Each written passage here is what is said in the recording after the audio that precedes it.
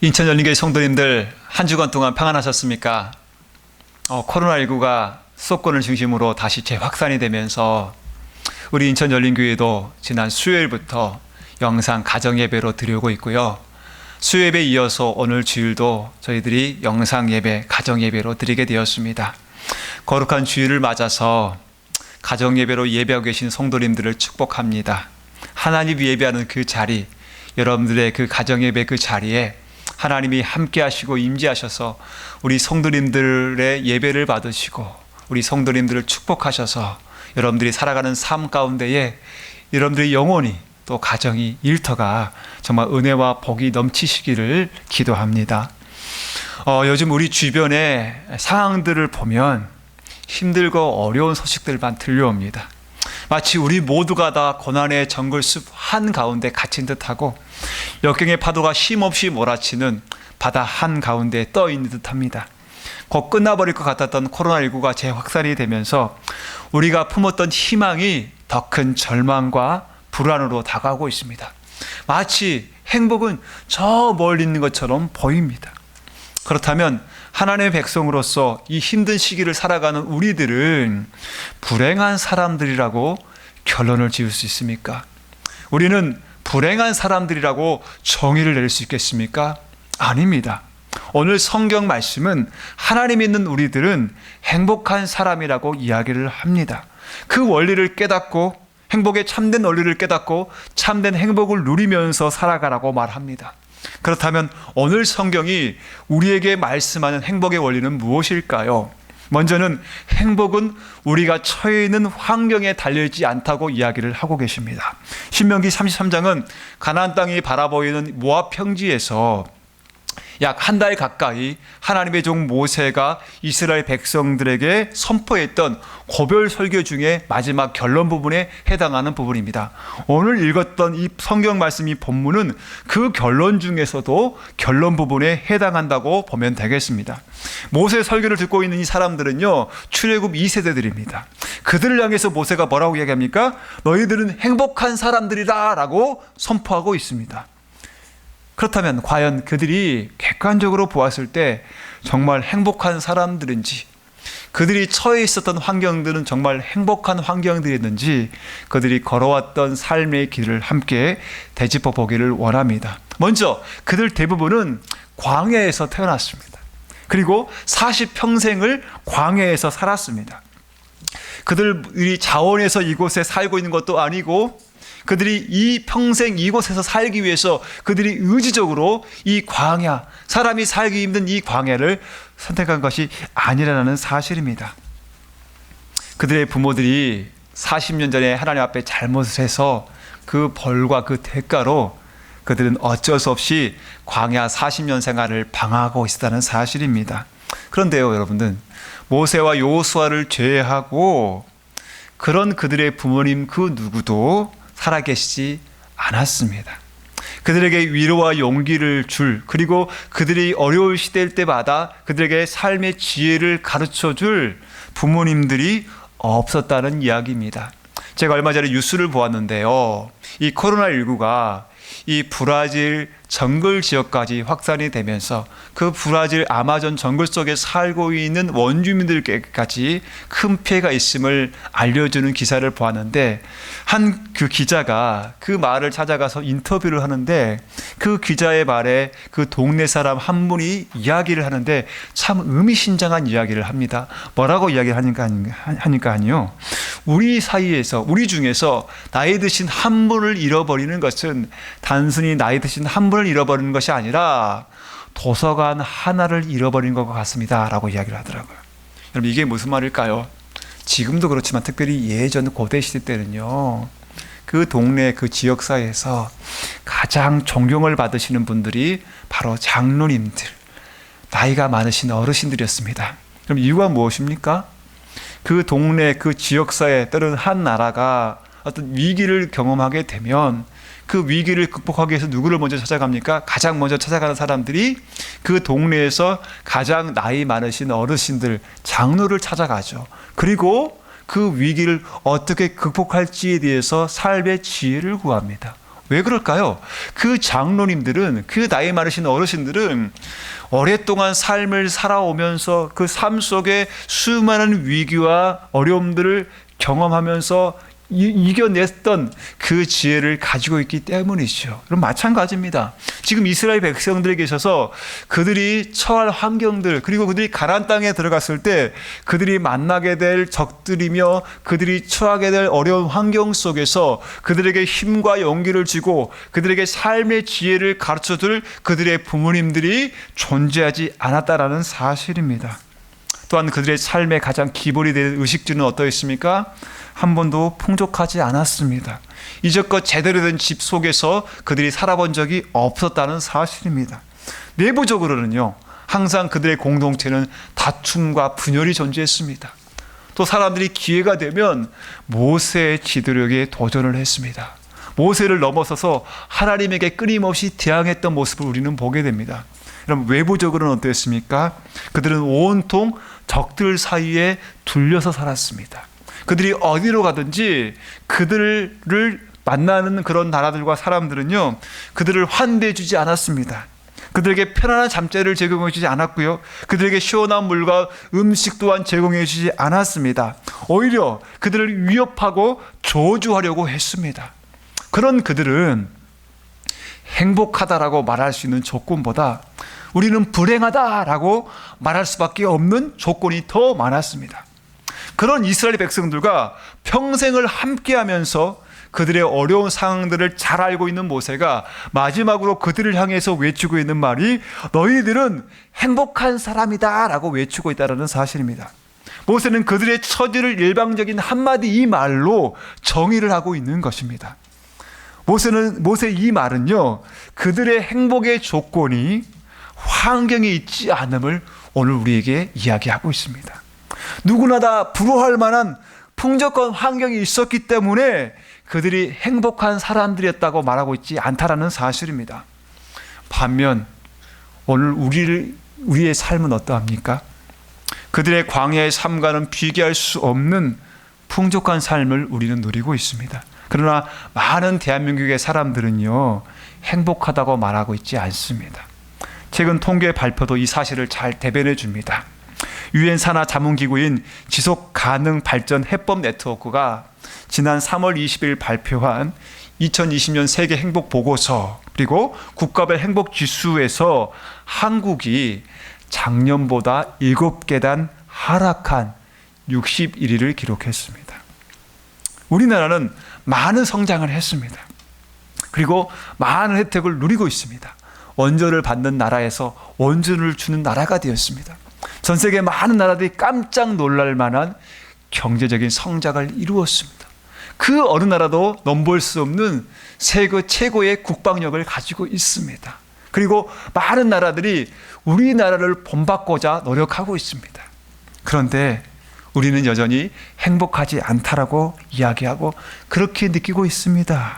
그럼 이것은요, 남들이 보기에는 좋은 환경을 가지고 있지만 이 좋은 환경이 꼭 행복과 비례하지 않다는 것을 이야기하고 있습니다.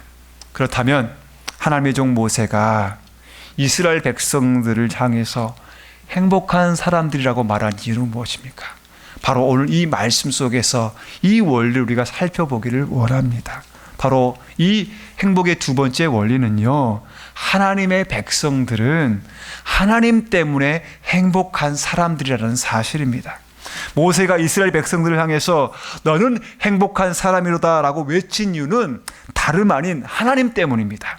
광야 40년 어려운 환경에서 그들과 함께 하셨던 하나님 때문이라고 모세는 이야기하고 있습니다. 여러분, 그렇다면 오늘 본문에 등장하는 하나님은 어떤 하나님이십니까? 첫 번째로 하나님은 당신의 백성들을 사랑하시는 하나님이십니다. 오늘 본문 속에서 하나님의 백성들을 지칭하는 말들이 나옵니다. 이스라엘, 그리고 야곱, 28절, 29절에 등장을 하죠. 이 말은 우리 모두가 잘 알고 있는 말입니다. 그런데 오늘 본문 26절에는 여스룬이라는 호칭이 등장을 합니다. 아마 많은 대부분의 분들이 이 호칭을 아마 들어보셨을 건데 아마 많은 분들이 이 호칭을 아마 낯설어하실 것입니다. 이 호칭은요, 민수기에서 3번, 그리고 이사야에서, 특별히 이사야 44장 2절에 너를 만들고 너를 모태에서부터 지어낸 너를 도와줄 여호와가 이같이 말하노라, 나의 종 야곱, 나의 택한 여수로나 두려워하지 말라라고 등장을 하고 있습니다. 총 성경 전체에서 민수기에 3번, 이사야에서 1번, 총 4번이 등장하는 말입니다. 이 여수론의 뜻은요, 온전하고 의로운 자, 정직한 자, 그리고 사랑하는 자입니다. 바로 하나님께서 아주 아끼시고 귀하게 여기시는 백성이라는 의미로 이 명칭이 사용되고 있습니다. 즉 하나님께서 이스라엘 백성들을 부르시는 사랑의 칭호, 애칭이라는 사실입니다.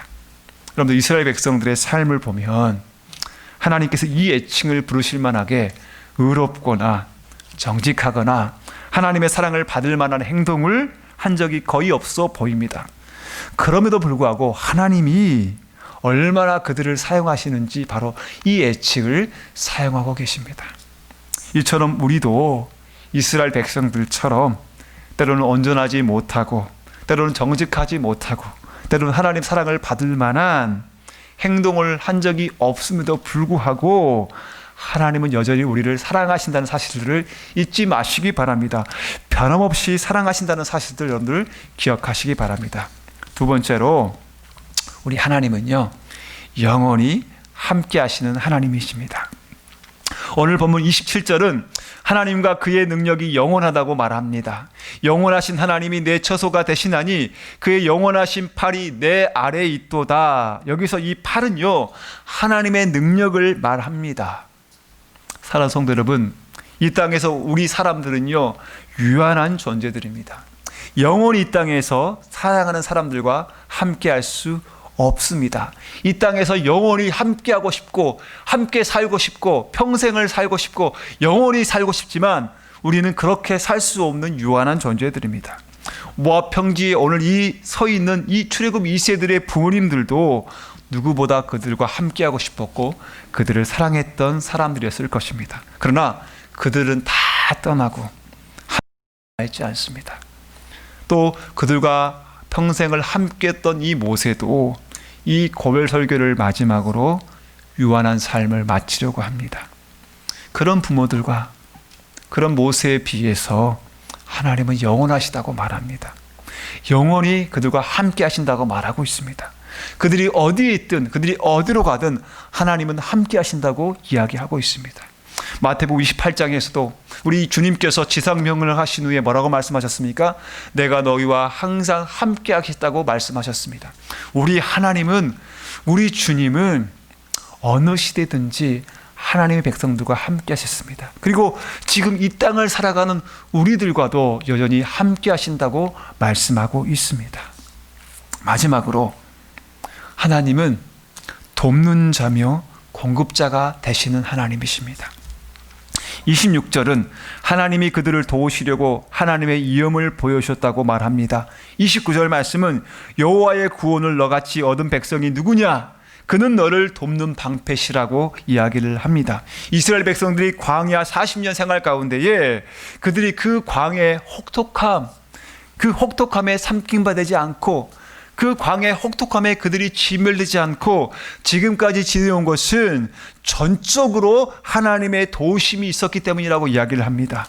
하나님이 순간순간 그들에게 구원을 베풀어 주셨기에 가능했다라고 이야기를 합니다. 하나님이 방패가 되어주셔서 적들로부터 그들을 지켜주시고 광야의 극한의 추위와 극한의 더위로부터 그들을 지켜주셨다고 성경은 이야기합니다. 그리고 그들에게 매일매일 살아갈 수 있는 일용할 양식을 공급해 주셨다고 이야기합니다. 모세는요, 이 사실을 그들에게 상기시켜 줍니다. 생각해 보아라. 너희들이 광야 40년 생활을 사는 동안에 하나님께서 적들로부터 너희들을 지켜주시지 않았느냐? 이 광야의 극한 더위와 극한 추위로부터 너희들을 보호해 주시지 않았느냐? 그리고 너희들이 매일매일 살 수 있도록 일용할 양식을 하나님이 신실하게 공급해 주시지 않았느냐? 그렇기 때문에 너희들이 이 앞으로 걸어가야 할 이 길, 너희가 앞으로 살아야 할 이 가나안의 여정 속에서도 하나님이 여전히 너희들을 보호하시고 너희들을 도우시고 너희들의 공급자가 되신다고 이야기하고 있다는 사실입니다. 27절 28절은 이 사실을 말해주고 있지요. 그가 내 앞에서 대적을 쫓으시며 멸하라 하시는도다. 28절 말씀에 이스라엘이 안전히 거하며 안식처를 이야기하고 있죠. 야곱의 셈, 뭘 이야기하죠? 곡식과 새 포도주의 땅에 홀로 있나니 땅과 양식을 주신다고 이야기합니다. 곧 하늘이 이슬을 내리는 곳에로다 라고 말입니다. C.S. 루이스가 쓴 영광의 무게라는 책에 이런 말이 나옵니다. 하나님과 다른 모든 것을 가진 사람이 하나님만 가진 사람보다 더 많이 가진 것은 아닙니다. 저는 이 말을 이렇게 바꾸어 봅니다. 하나님뿐만 아니라 사람들이 부러워할 만한 모든 행복의 조건을 가지고 있는 사람이 하나님만 가진 사람보다 더 행복한 것은 아닙니다 라고 말입니다. 사랑하는 성도 여러분, 우리는 환경의 조건 때문이 아니라 오직 하나님 한 분 때문에 행복한 사람임을 잊지 마시기 바랍니다. 그렇다면 결론적으로 하나님 안에서 행복한 삶은 어떤 삶일까요? 저는 여러분들이 잘 알고 있는 행복이라는 찬양의 가사 속에서 그 의미와 그 길을 찾아보고자 합니다. 행복. 화려하지 않아도 정결하게 사는 삶. 가진 것이 적어도 감사하며 사는 삶. 내게 주신 작은 힘 나눠주며 사는 삶. 이것이 나의 삶의 행복이라오. 눈물 날 일 많지만 기도할 수 있는 것. 억울한 일 많으냐 주를 위해 참는 것. 비록 짧은 작은 삶 주 뜻대로 사는 것. 이것이 나의 삶의 행복이라오. 이것이 행복이라오. 세상이 알 수 없는 하나님 선물. 이것이 행복이라오. 하나님의 자녀로 살아가는 것. 이것이 행복이라오. 하나님의 자녀로 살아가는 것. 이것이 행복이라오. 사랑하는 성도 여러분, 우리 모두는 걸어본 적이 없는 한 주간의 삶을 향해 나아갑니다. 여러 환경들이 더 절망적이고 어려워질 수도 있을 것입니다. 그러나 환경보다 크신 하나님, 우리를 사랑하시고 우리와 영원히 함께 하시며 우리를 도우시고 우리의 필요에 풍성히 채우시는 그 하나님, 은혜와 축복으로 응답하시는 그 하나님, 그 안에서 참된 평안과 행복을 누리시기 바랍니다. 한 주간을 하나님의 자녀로 살아가시면서 나는 하나님 때문에 행복한 사람이다. 나는 하나님 때문에 행복한 사람이다. 우리 가정은 하나님 때문에 행복한 사람들이다. 우리 인천열린교회는 하나님 때문에 행복한 교회다 라고 외치면서 살아가시기 바랍니다. 세상이 알 수 없고 세상이 줄 수 없는 오직 하나님만이 주시는 행복과 평안의 삶을 누리면서 정말 행복한 사람으로 살아가시는 모두가 되어지기를 주의 이름으로 축복합니다. 기도하겠습니다. 하나님 아버지, 오늘 말씀을 통해서 우리가 환경 때문에 행복한 사람이 아니라 환경과 비교할 수 없는 환경보다 크신 하나님이 우리와 함께 하시기에, 하나님이 우리를 사랑하시기에, 하나님 우리의 보호자가 되시고 공급자가 되시고 우리와 평생 함께 하시기에 우리는 정말 행복한 사람이라고 우리에게 말씀해 주셨습니다. 하나님, 우리가 걸어갈 길, 우리가 생각하는 것보다 더 어려운 환경과 더 어려운 처지가 펼쳐질지라도 하나님 우리와 함께 하시기에, 환경이 하나님보다 더 클 수 없기에 하나님, 우리가 이 하나님 때문에 기뻐하고 행복하면서 정말 행복한 자의 길을 걸어가는 우리 영혼과 우리 가정과 특별히 우리 인천연교회 모든 성도님 될 수 있도록 주여 함께하여 주시고 축복하여 주시옵소서. 예수님의 이름으로 기도했습니다. 아멘.